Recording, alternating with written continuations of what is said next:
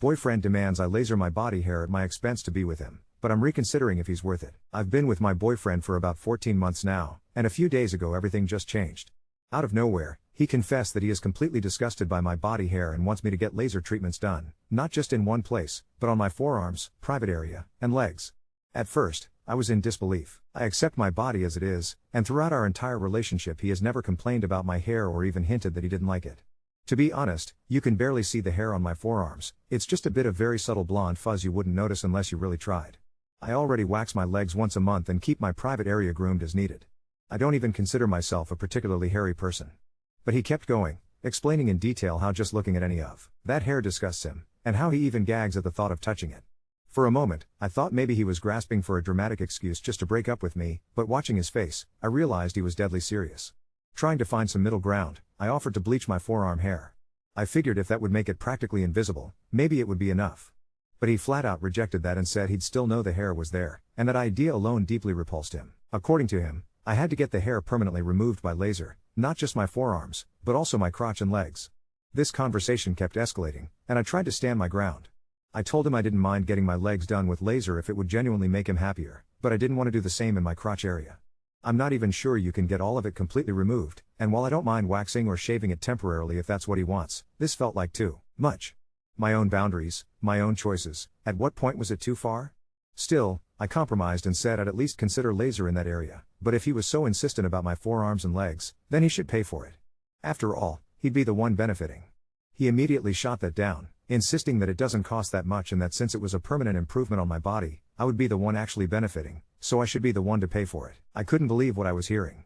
I don't consider lasering my body hair an upgrade, and it was infuriating that he saw it that way. I started doubting his motives altogether, so I asked again if he was just looking to break up or start some kind of fight, because honestly, the whole situation was starting to feel bizarre. Then came the real ultimatum. He told me if I couldn't sacrifice something this silly to make him happy, what else would I be unwilling to sacrifice in the future? He insisted he loves me and wants to build a future together, but accused me of not caring about his happiness. He said this was a deal breaker. The past few days, we haven't seen each other since we don't live together, but he's been constantly bombarding me with messages, screenshots and quotes from various laser hair removal salons, telling me to make a decision already. He keeps reminding me that I'm the love of his life, but that I need to learn to compromise to make our relationship work. Honestly, the more he pushes, the more put off I am. I started this relationship thinking he accepted me for who I am. Now he's pressuring me to change something about myself I've never even had an issue with, and neither did he, until now. Basically, it's come down to this: either I agree to laser my body and pay for it to please him, or he leaves me. And now I'm left seriously reconsidering whether this is the type of person I want to spend my life with. Update 1. I've been talking a lot with my mom and my brothers today. Actually, 2 of them are right here with me now. After hashing everything out with them, I realized there's no turning back. I'm leaving his sorry ass for good. One of my brothers offered for me to move in with him, and I accepted immediately. He lives in another city, far enough from where my ex and I used to live, which honestly brings a sense of relief. I spent the entire morning making arrangements with my family. I called my boss and explained the situation, just said I needed some personal days, and thankfully, I'm off work until next Monday so I can get everything sorted. My brothers and I have been packing all day. It's not much, since I only have a few belongings in this tiny studio apartment, so we'll be finished with the move by tomorrow at the latest. Another brother is coming over later with a van, and after 2 trips, everything I own will be gone. To keep my ex off my trail, I texted him, playing the role he expects, told him I'm sorry for being stubborn and that I'll do the laser like he asked, because I love him and I'm willing to sacrifice anything for him. I lied and said I got an appointment at a local laser clinic tomorrow and warned him that my skin would be irritated after the session, especially my crotch and legs, so I'd need to rest and wouldn't be able to see him. Besides, I said, I didn't want him to see me like that. I told him to come over Friday night, promised to order takeout from his favorite spot, and said I'd show him how I look without hair. He agreed, said we had a date for Friday, and even offered to come walk the dog for me if I was in too much pain, but I told him my mom would be staying over to take care of me, including the dog. It's all bullshit, of course, this is just my escape plan. I need to be sure he won't get anxious about my radio silence, or worse, show up here unexpectedly. He can't know I'm moving until I'm actually and physically gone.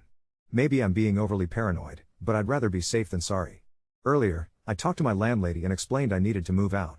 My lease is up on June 1st, and I've already paid for this month, so I don't need to worry about that. I told her I'm leaving because my ex has become abusive and controlling, and she even offered to change the locks for the new tenant, just in case he tried to come back with his key. She said she can take the cost out of my deposit, which is one big weight off my mind. Everything is coming together.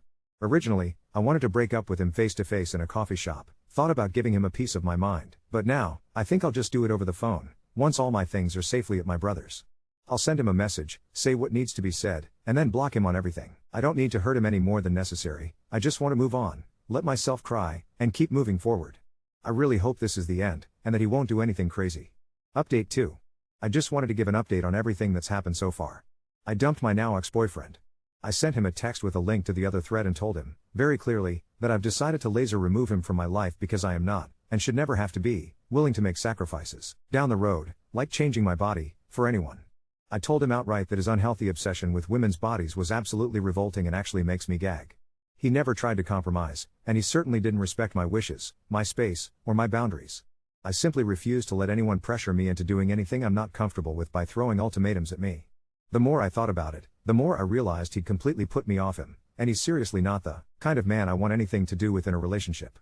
For good measure, I even included a couple of phone numbers for clinical psychologists in my message, telling him maybe it was about time he got professional help to deal with whatever developmental issues, phobias, or whatever the hell is wrong with him.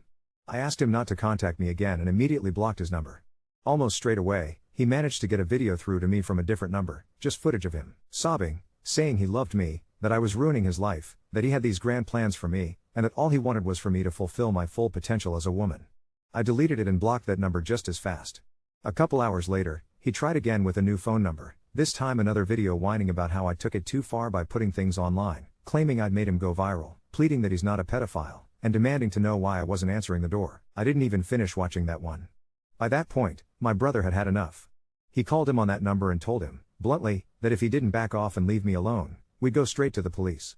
Whatever my brother said must have hit home, because after that, he finally stopped harassing me. I'll admit, I cried my eyes out the first day. The pain was sharp and deep, so much disappointment that I could barely breathe, but at some point, reality hit me. As much as I thought I loved him, nobody that crappy deserves my tears. His horrible attitude actually helped me get over him much faster, even if, of course, there's still some hurt lingering from how much of a letdown he turned out to be. But moving in with my brother in another city, having my puppy next to me, and filling my days hanging out with my girlfriends have given me so much to do and to look forward to. Tonight, we're hitting up tacos and going out dancing. The world keeps spinning, and life really does go on. Update 3. I thought the worst was over. Then yesterday morning, an unknown number rang while I was making coffee. A bright, sing-song voice asked me to confirm my full body package for 10 a.m., plus the add-on I supposedly requested for my forearms and bikini area. I actually sat down on the floor. I hadn't booked anything. The receptionist read off my full name, my birthday, my old address, then added, "Your partner told us you get nervous, so he'll be in the room as support." I told her, very calmly, that there was no appointment, no consent, and no partner. She got quiet. "I'll flag the file," she said, "and I'm canceling everything right now." My brother didn't even let me put my mug down. We drove straight there. The manager met us at the door like she'd been waiting, eyes darting between me and my brother as if she wasn't sure whether to apologize or call security. She brought us to a small office and slid a clipboard across the desk. The intake form had my name typed in neat caps, but the handwriting for the answers wasn't mine. Next to areas of focus, someone had circled everything, then underlined Brazilian plus backside with a heavy, desperate hand. In the notes, he'd asked about aggressive settings to guarantee zero regrowth and offered to tip extra if we could rush the schedule. I signed a statement saying no one could book on my behalf, ever, and they attached my ID copy to the note. We were about to leave when my phone buzzed with a new number. I took care of everything. "See you at 10. You won't regret it." My brother read it over my shoulder, then peered out the front window. There he was across the parking lot, sitting in his car like he was on a stakeout, hands at 10 and 2, staring directly at the entrance. The manager locked the door without being asked and dialed the non-emergency number. I don't even remember what I felt, numb and hot at the same time. He got out of the car the way you get out when you want to look harmless, slow, palms open, a little smile. He knocked, peered in, mouthed, "Come on," like we were being silly.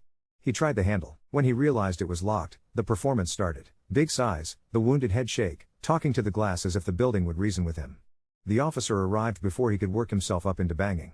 She put herself between him and the door and I heard that perfect, flat cop tone. "Sir, you need to step away. You're not welcome here." He threw his hands in the air. "I paid. I'm trying to do something good." She didn't blink.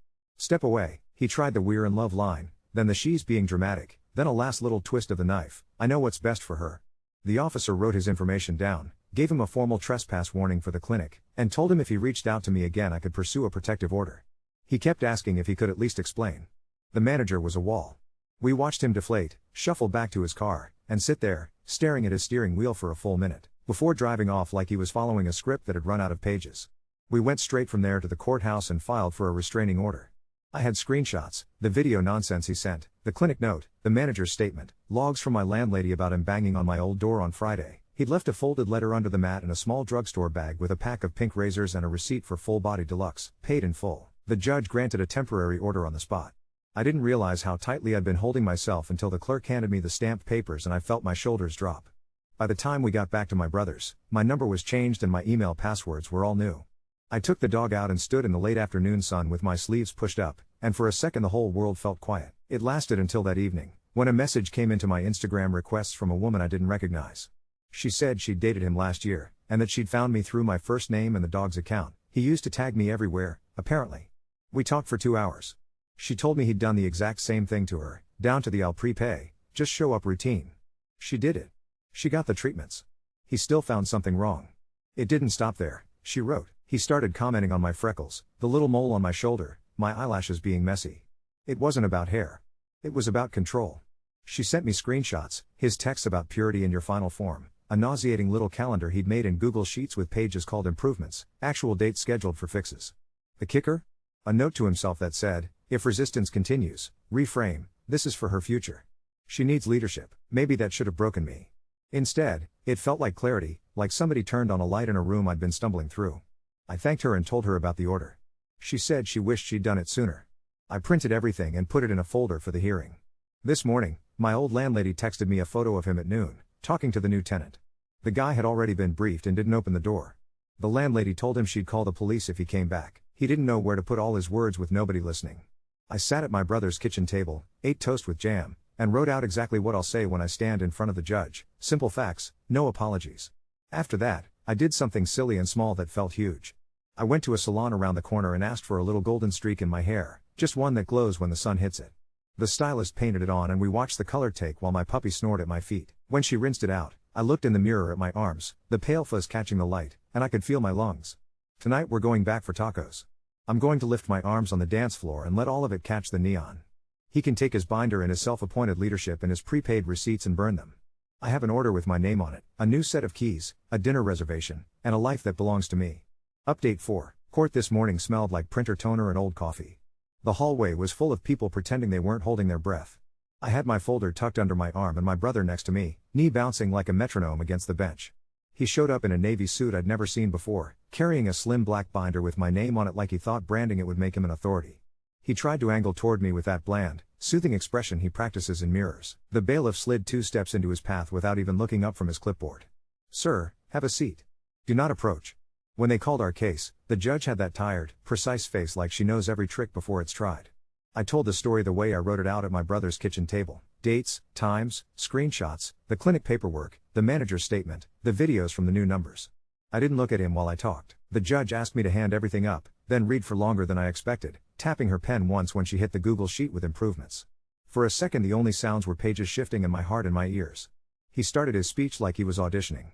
Your Honor, I love her, I am trying to help her, she's misrepresenting. The judge's eyes didn't flicker. Stop. Answer my questions. He tried to pivot to mutual plans, to agreement, to this is normal in adult relationships. She cut in again. Did you book medical appointments for her without her consent? He swallowed, found a soft word. Support. She repeated it back, flat. Did you book them? He said yes. When she asked about the videos, about the packages, about him showing up at the clinic after being told not to, he kept reaching for pretty words and the bailiff kept not moving and the judge kept stripping each thing to its bones. The door opened mid-hearing and the other woman slid in, crisp cardigan, hair in a knot, eyes steady. We'd never met in person. She sat 2 rows behind me like she'd been doing it her whole life. When the judge asked if anyone else wanted to be heard, she stood and said her name. Her voice didn't tremble. She told the judge what he'd done to her, the same calendar pages, the same language about final form. She held up her phone and the judge leaned forward and then leaned back in a way that said she'd seen too much, but this still made her angry. The clinic manager had come, too, which I didn't know until the clerk called her. She had her own folder, tabs labeled like a supply closet, intake, payment, call logs. She testified that no patient is allowed to have a non-employee in the room during certain procedures, that he tried to override that policy by offering cash, that he'd used my information without my consent.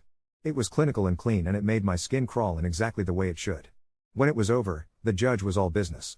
She granted a 2-year protective order with no contact, no third-party contact, 300 feet, my workplace and my brother's home included. She added the firearms surrender language without looking up. Sir, if you violate this order I will see you again, and you will not like that hearing. He opened his mouth to do the little smile and she was already moving on to the next case. The clerk stamped papers and slid them to me and my shoulders dropped in the exact same way they did with the temporary, that sudden realization that I'd been bracing my ribs like a boxer. He waited in the hallway with his binder like it might suddenly be persuasive if the fluorescent lights hit it right. The bailiff stood 10 feet away, bored, arms crossed. My brother put his hand in the small of my back and we walked past without stopping. He tilted his face toward me as if the story might leap across the distance and rearrange itself for him.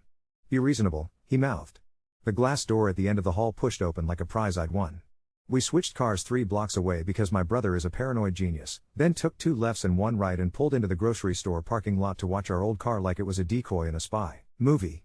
He idled by for a minute, confused by the empty seat, then kept driving. My brother exhaled a laugh that sounded like metal finally cooling. I thought that would be the moment, the clean break. Then at noon I got served in my brother's driveway by a man with a sunburn and a stack of envelopes. Are you, my name? He handed me a small claims filing like it was a pizza. In neat printed type, my ex was suing me for reimbursement of full body package, the one I prepaid on her behalf plus incidental costs for time wasted and emotional damages for public humiliation. The amount was circled twice with a ballpoint that dug into the paper, like he thought he could press the money out of me. I put the packet on the counter next to the dog's water bowl and we all stared at it like it might hatch. My brother whispered, I swear he googled how to be a cartoon villain and just started checking boxes. I called the clinic manager. She sounded exhausted and furious in equal measure. He can't collect a refund from you, she said, only the purchaser, and only to the card used. We've already flagged and refunded him less the cancellation fee, we sent him the policy in writing. She emailed me the policy and the refund receipt under his name with a speed that warmed my bones. The legal aid clinic squeezed me in for a 15-minute phone consult. The attorney on the other end didn't sugarcoat it. He's harassing you through the courts. Show up. Bring the protective order, bring the clinic's policy. Judges hate this. At 3, a florist showed up at my brother's door with a white box tied in pink ribbon addressed to me, no sender. He clocked the order number on the tag like a hawk and asked the florist to read the card. To my future wife, for being brave. See you soon. It was a violation without being a violation, no contact, but a nudge. The officer who handled my case told me to keep the ribbon, the card, the receipt, all of it. Pattern, she said, stack the paper. You're doing great. The box held lilies so strong they felt like an attack on the nose. My brother set them on the porch for the bees. By dinner I could feel the gears in him turning through the paper. The small claims hearing date was a month out. My number was still new, my lock still new, but my brain tried to run the drill anyway. I took the dog around the block and every time the leash tugged I reminded myself of the ink on the judge's order. When I got home, I printed the clinic policy and slid it into the folder with the screenshots and the statement and the Google Sheet. I wrote, in neat letters, under a new tab, harassment by lawsuit. It sounds heavy because it is. It also felt like putting sandbags down before a storm, and that made it easier to breathe. Something small and lovely, the other woman texted and asked if I wanted to grab a coffee tomorrow, somewhere bright and public. I said yes. We're going to sit in a corner of a bakery and compare notes, and maybe we'll laugh like hyenas about the spreadsheet named Final Form because humor is a raft and we deserve rafts. I washed my hair before bed and the little golden streak caught the bathroom light like a quiet joke between me and me. I stood there with my sleeves pushed up, pale fuzz shining, and it felt like the bass line humming underneath everything was finally my own again. The dog is asleep at my feet as I write this, twitching in some dream where he's the fastest wolf on earth. My phone is face down and silent. On the fridge, my brother stuck my copy of the order with 2 magnets shaped like tiny strawberries. It's such a silly, ordinary thing that it nudged me back into my body. I poured myself a glass of cold water, sat at the kitchen table, and wrote what I'll say at small claims, again, in simple facts with no apologies. Tomorrow we're still going for tacos. I'm wearing the sleeveless top that makes the sun find every fleck of gold on my arms. He can take his suit and his binder and his circle underline and rehearse in an empty mirror. I have a ruling, a dog that snores, a coffee date, and a summer that belongs to me. Update 5. The bakery smelled like butter and heat and sugar trying to vault out of the oven. She waved at me from a corner table, cardigan off, sleeves pushed up, freckles out like a flag. We did the hug people do when they've only ever seen each other through screens, and then the ridiculousness of that made us both laugh right into our coffee. She had a manila envelope folded under her chair with the corners crushed like it had been clenched in a fist all morning. Halfway through our croissants another woman slid in, breathless and apologizing, hair still damp from a shower.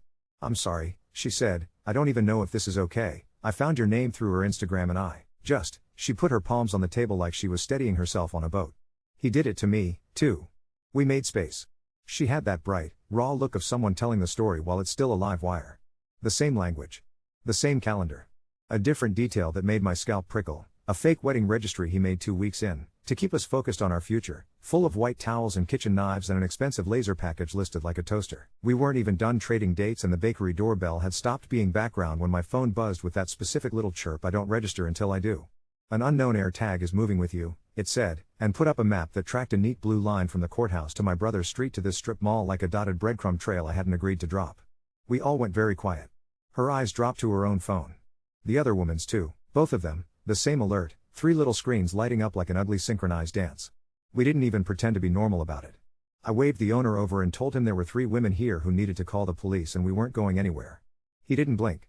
He locked the front door and flipped the sign to break in the most beautifully casual way I've ever seen, poured himself a coffee, and sat on the stool by the register like a bouncer in an apron. The officer who showed up this time moved with the efficient calm of someone who's cut 100 trackers out of Will Wells. She had us open Find My and helped us make them play sound.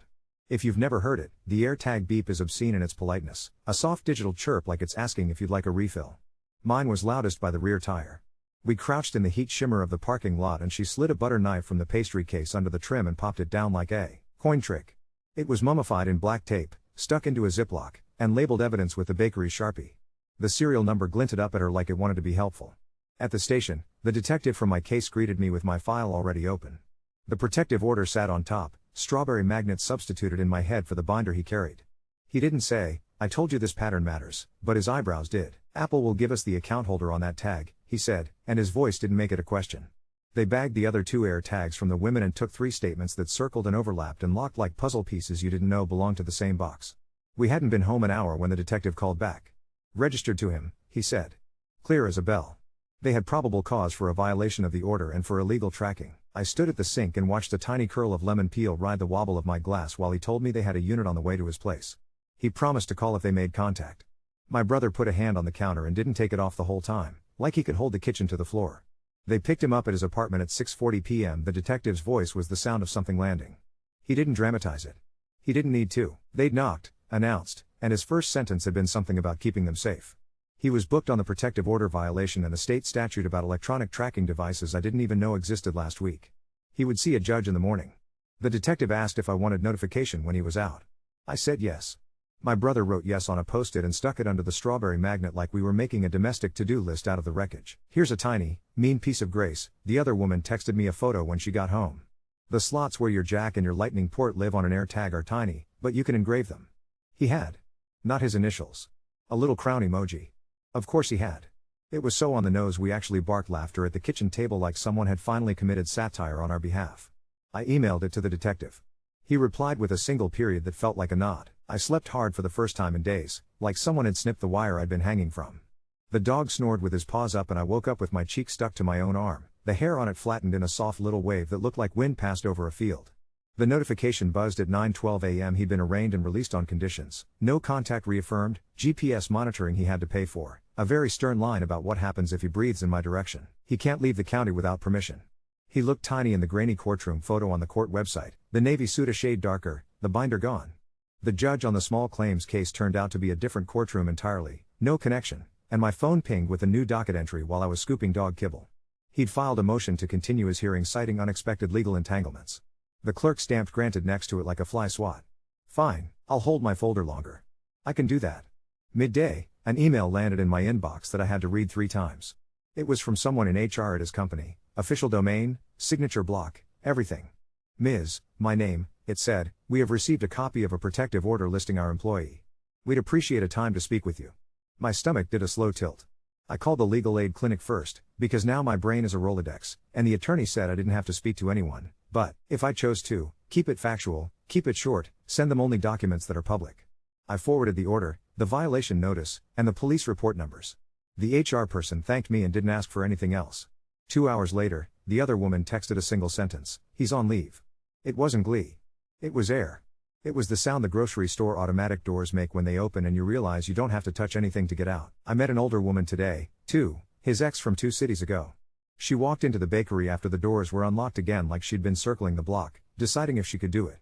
She had a small scar on her ankle that she made a joke about before she told us he'd mentioned it every day for a month until she started stepping in the shower with one foot on the bath mat just to hide it from herself. She brought a picture of his old whiteboard, the one he used to hang in his home office, a grid with habits and progress. My skin crawled in exactly the way it should, And then it calmed in exactly the way it needed to when I remembered the arc of his morning. Booked. Conditions. A bracelet on his ankle now, probably, to match the one on hers only in concept. Tonight we did something that felt like a spell. We went to the art supply store and bought a small stack of the cheapest sketchbooks, a handful of markers the color of citrus and oceans. We sat on my brother's floor, 3 women and 1 dog and 1 man who kept refilling everyone's water, and we made our own little ridiculous charts. Not improvements. Not fixes. Lists of places we want to eat tacos. Dances we want to go to. Hiking trails. Movies in parks. We wrote coffee, again, in bright places in a loop on one page until the marker bled through and made a ghost of itself on the next sheet. It was silly. It felt like rebuilding the map. When I brushed my teeth, I caught the little streak in my hair winking in the bathroom mirror and realized I hadn't checked the peephole before opening the door once today. The air tags are gone. The flowers are gone. The suit is somewhere that is not my life. He can take his ankle monitor and his crown emoji and his fake registry and sit with them like trophies on a shelf of a house where nobody else lives. I have 3 new phone numbers in my contacts, a detective who answers my emails, a dog with a new squeaky banana, and a calendar that I get to fill with exactly what I want. Tomorrow morning I'm taking my bare arms out into the sun and letting every hair lift like it's listening for weather. I will walk past mirrors and not brace. If the bakery has the apricot galette again, I'm buying 2. If the air tries to draw a dotted line behind me, it will hit the edge of a very bright, very boring rule with my name on it and stop.